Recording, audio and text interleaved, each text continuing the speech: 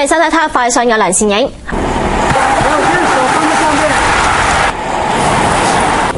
昆明可以話係香港單車隊嘅第二個家，每年佢哋最少有4個月都喺呢度集訓。一朝早香港單車隊已經好忙噶啦。咁我哋平時都係呢個時間天都未光，咁就起身食早餐，因為之後嚟緊接住9點鐘就有訓練咧。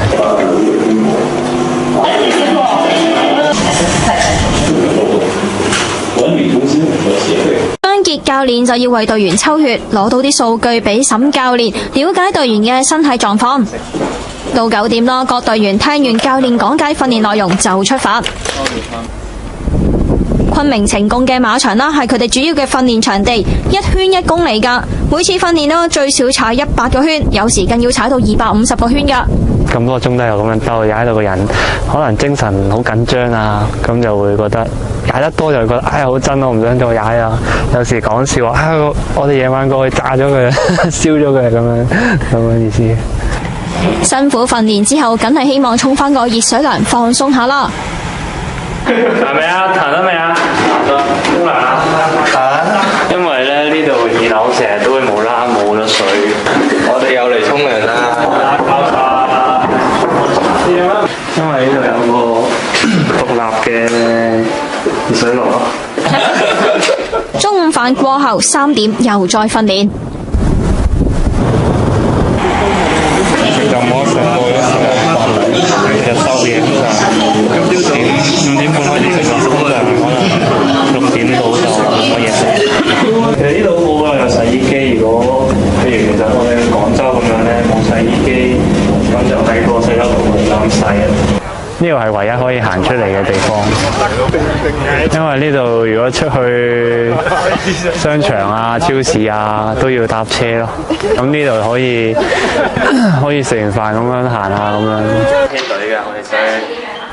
每晚嘅活動就係上網、按摩同埋修理單車。同埋講，有睇回魂嘢。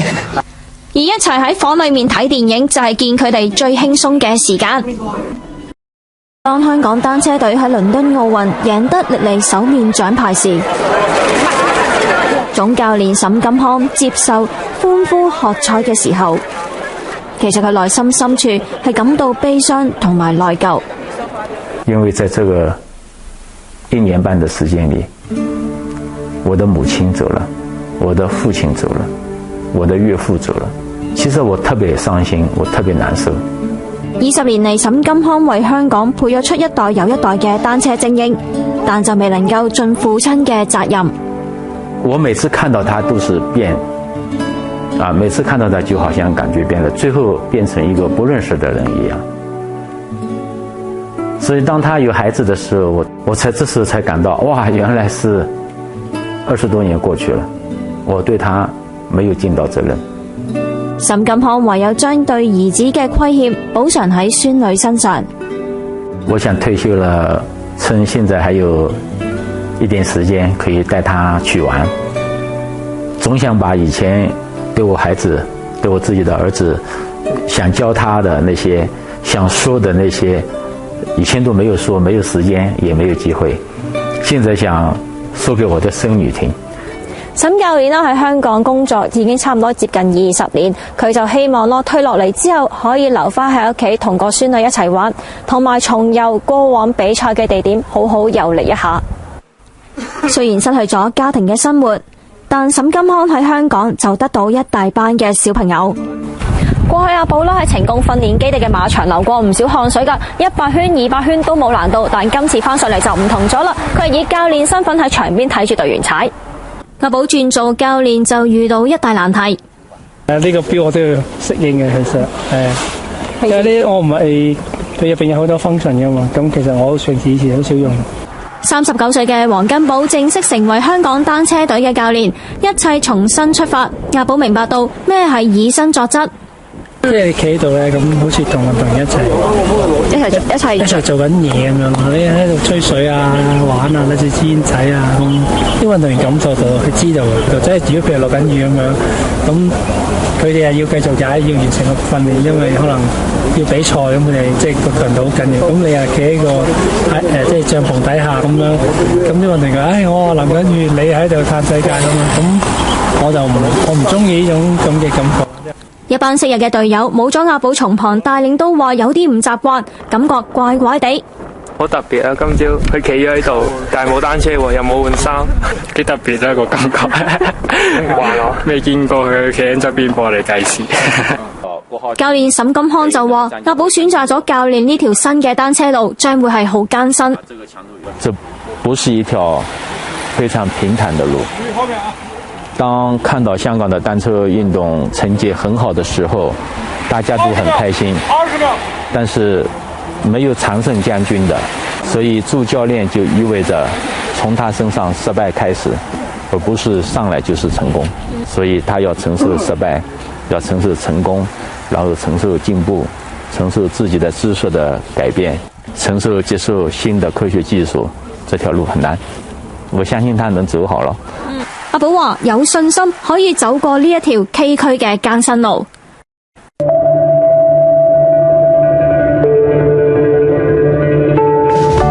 我覺得單車帶咗呢個世界俾我睇到個世界其實係點嘅咯。我係真係實現咗自己嘅夢想。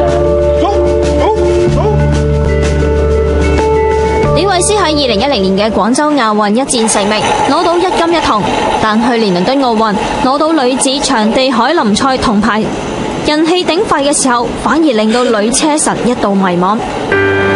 奧運之後咯，即係好個人生目標係好迷茫，身邊會有人覺得自己唔同咗咯，可能驚攞咗奧運之後會大牌咗啊，或者直情會好驕傲啊，咁你冇可能忽然間同人哋分享得咯，即係唔會咯，咁你就會好封閉自己嘅，咁嗰一刻其實係冇乜人同你傾訴。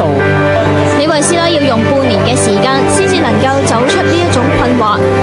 其實好多嘢都係自己諗埋一邊，唔係咁複雜嘅，好多事情都你自己知道自己做緊乜，就已經足夠。李慧詩每日嘅訓練量好高噶，比男子隊更辛苦。每次訓練完啦，佢連講嘢嘅氣力都冇噶。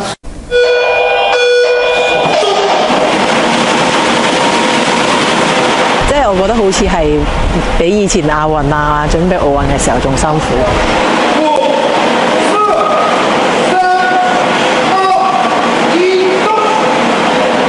李慧詩為咗爭取世界冠軍，佢喺賽前2個幾月喺高原地昆明訓練。我哋去探過佢，見到佢每日進行高強度嘅晨操晚練。結果李慧詩喺狀態大勇之下着上彩虹戰衣。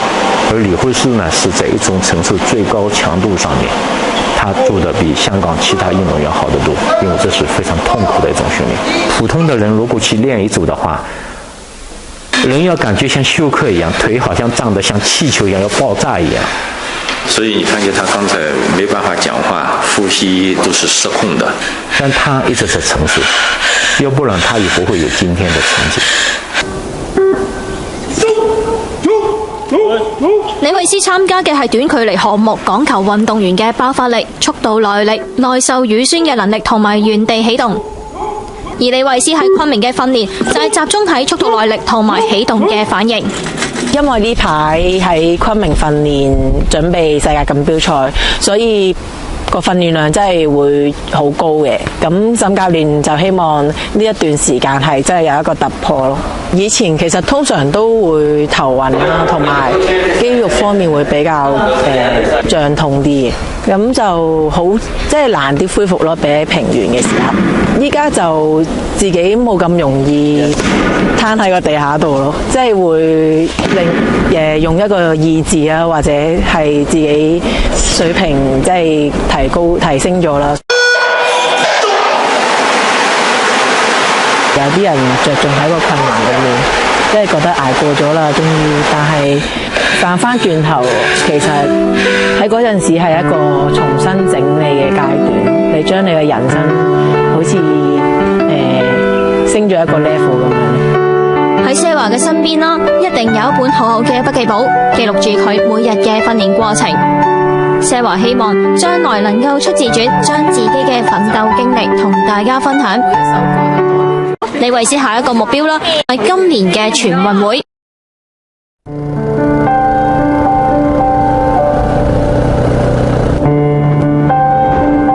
嗰陣時已經公佈咗話，唔係我，咁嗰一刻就覺得哇，好震驚啊！嗰一次係我唔係話喺呢度嘅，喺昆明呢度，直情係諗住我已經影晒相。25歲嘅郭浩庭喺2年前2011年奪得場地15公里捕捉賽世界冠軍，佢係繼黃金寶之後香港第2位嘅世界冠軍，被視為香港隊未來嘅領軍人物。年少得志，令到佢衝昏頭腦。即係嗰一刻係真係唔知點解自己會咁不可一世，就覺得工作人員應該全部係服務我嘅，就即係全部人應該為我而服務。自己心態或者啲思想有啲唔同咗，同教練啲關係咧就開始好差啦。當大家認為世界冠軍已經成為參加倫敦奧運必然人選嘅時候，總教練沈金康落咗一個沉重嘅決定。我這次想應該給他一個非常重的處罰，就是警告他，40公里2組，只要你不努力，一定不會隨便把一個機會給你。教練沈金康決定唔派郭浩庭參加倫敦奧運。你郭浩庭能夠醒過來，能夠明白以後重新去奮鬥的話，那麼就是成功了。對於教練當時嘅決定，郭浩庭話：依家佢只係有感激。我都好尊重或者係好開心佢咁樣做，因為我睇到自己失敗。因為之前我咪話可能輸得嘅，咁依家輸咗啦，輸到貼地啦，咁你又諗其實冇乜大不了啫。沈金康教練啦對郭浩庭寄予厚望㗎，希望佢喺明年嘅亞運會能夠攞到金牌。那個最後的收穫就是使他們能夠成為在比賽場上的英雄，所以這感覺也非常滿足。體育快訊報道完畢，再會。